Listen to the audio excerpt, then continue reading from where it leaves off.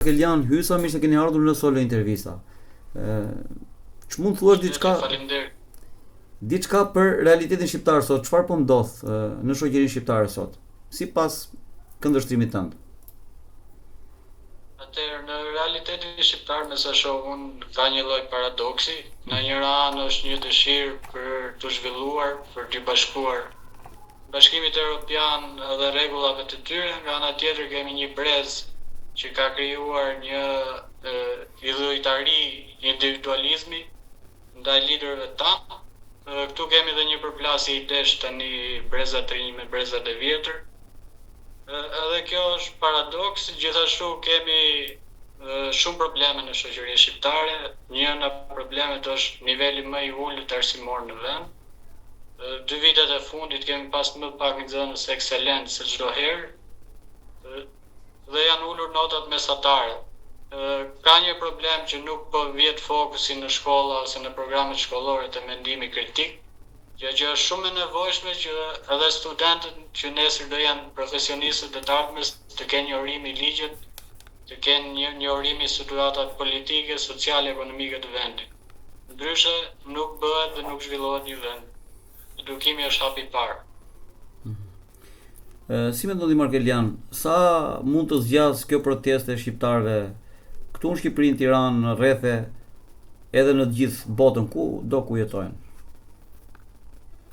Atëherë së pari njëherë kjo protestë është një mrekulli.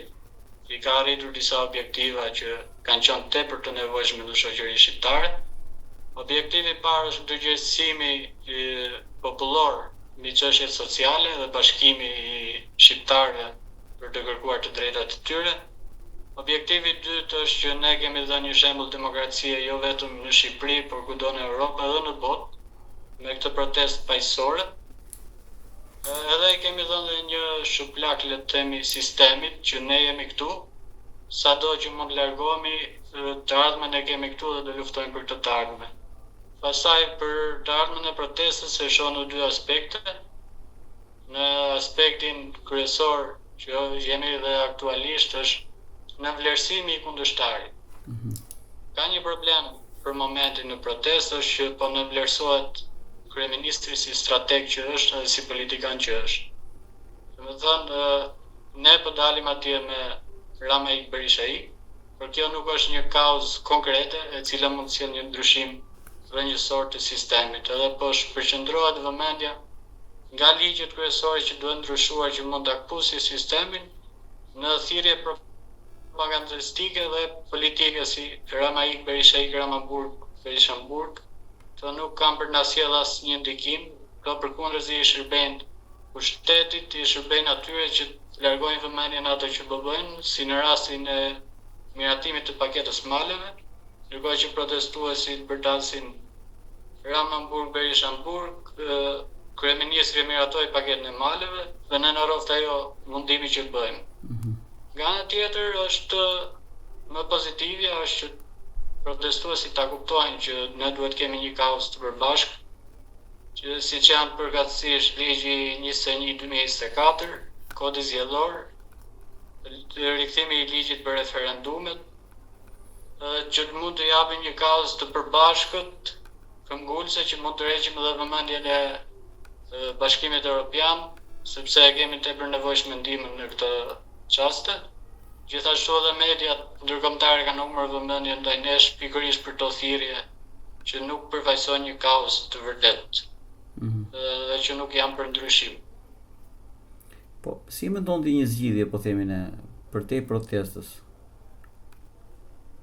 Formale. Zgjidhja është kjo. Po. Fokusi të jetë veç në në kërkesat ligjore. Ajo nisi, ajo ka për ta përfunduar. Në çdo shtet demokratik kur është bërë protestë, e ka pas një kauzë, nga fillimi deri në fund duhet po ajo kauzë. Tani vëmendja është hequr nga ligji 21/2024, po ta vësh re në fillim kur vëmendja ishte e fortë, reagoi dhe Komiteti Evropian, reaguan dhe vendet e tjera në mbështetje të protestuesve. Ndërkohë që ka ik ajo vëmendje nga kauza kryesore, ka ik dhe vëmendja e interesave të jashtme që nuk mund të na mbështesin. Gjithashtu dhe mediave perëndimore, tani po ikën vëmendje sepse po e kuptojnë që nuk është më për një kauzë që mund përfaqësohet dënjësisht. Ne e dim si funksionon në botë, ata kërkojnë fakte, ata kërkojnë gjërat konkrete, nuk kërkojnë gjëra emocionale, se edhe kjo thirrja e Ramamburg-Berishamburg është emocionale, se nuk ka prova për ta deklaruar atë. Domethënë dhe në kushtetutë shkruhet që ti prezumohesh i pafajshëm deri në momentin që të vërtetohet fajësia. Po. Atëherë kalojmë tek të rinjt. Si mendon ti, a janë të përfaqësuar ata në institucionet shtetërore, vendore, qendrore, të rinjt shqiptar sot? Atëherë, nëse flasim me numra, po, por to janë numra thjesht për karta rinore, është për pikë politike që bëjnë për karrierën e politikanëve, nuk është se kanë një përfaqësi serioze, nuk është se kanë një vlerësim, sepse nuk është merita, nuk është përfaqësimi i meritës, domethënë që edhe ata që janë sa për show, shumica, se nuk mund t'i fusim gjithë me një test, por që ekziston ky problem, ne e kemi ditë gjithmonë që kështu funksionon. Pas kohë ta ndryshojmë, të qëndrojmë në Shqipëri, ta ndryshojmë. Ne ta kërkojmë gjithmonë këtë drejtë që ata që e meritojnë të jepin atje, të na përfaqësojnë. Për Ministrinë e Rinisë edhe të Fëmijëve, që është brenda kryeministrisë, a ka fonde ajo për aktivitete, po themi ne, në ditët e pushimit, ose edhe në ditët kur të rinjt janë në shkollë? Në dijenin tuaj, ai sa dini ju? Atëherë, ka një problem në Shqipëri. Deklarohet në Bashkimin Evropian që ka fonde, deklarohet në shteti që janë akorduar fonde, por ku janë fonde?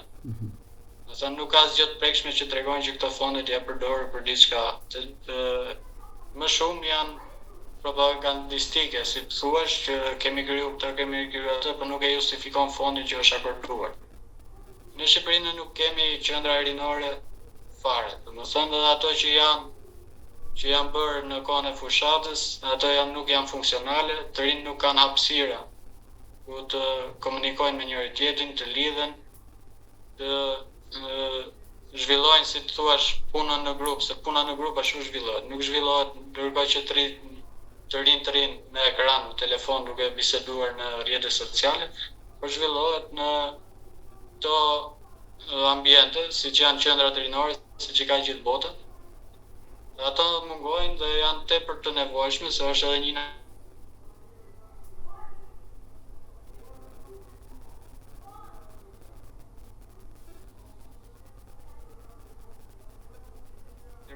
sepse nuk kanë këtu mundësi ku të lidhen me njëri tjetër.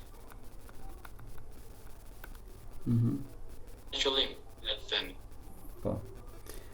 Atëherë, pse nuk e ndjekin të rinjt të median tradicionale? Televizorin. Me sa kuptoj, ka dy arsye pse nuk e ndjekin media tradicionale. Arsyeja e parë është besimi, besueshmëria që kanë ndaj televizionit tradicional, nuk është as pak i besueshëm. Dhe kjo tregoi edhe në fillimin e protestës. Dhe kjo shpjegoi edhe në fillimin e protestës që media nuk përfaqësonte popullin. Tani për hir të vërtetës, sot disa hap televizionin, shef veç lajme të kronikave të zeza.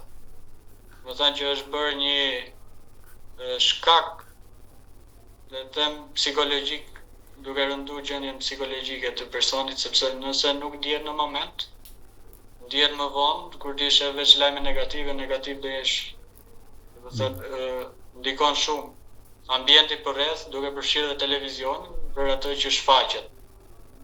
Kjo është, mendoj unë, televizioni, jo veç tradicional, por edhe mediat sociale, ka një problem që aty shfaqen pa filtruar.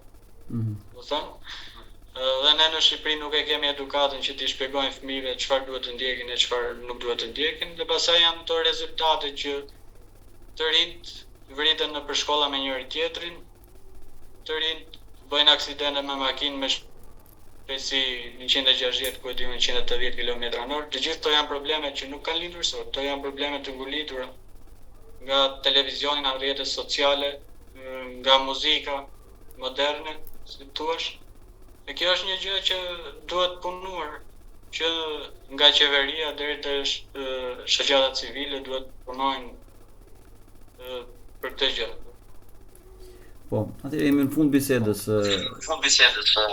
Cili është mesazhi juaj për publikun? Atëherë unë e kam thënë edhe më parë edhe shumë më përpara protestës, nëse do të zgjidhësh një problem, siç e thonë edhe psikologjia, nëse do të zgjidhësh një problem, problemi zgjidhet duke përballur me të, jo duke ikur. I parti i themi që nëse doni ta bëjmë Shqipërinë, hajde ta bëjmë, të kërkojmë të drejtat tona, ta zhvillojmë. Tani diaspora është, si thua, mëshkëria ekonomike e vendit tonë, por gjithashtu mund na sjellë edhe mentalitetin perëndimor dhe ta bëjmë Shqipërinë si gjithë Europa, siç ka qenë thirrja fillestare. Po, Markelian, falenderoj për bisedën, të uroj suksese në punën tënde. Faleminderit. Faleminderit.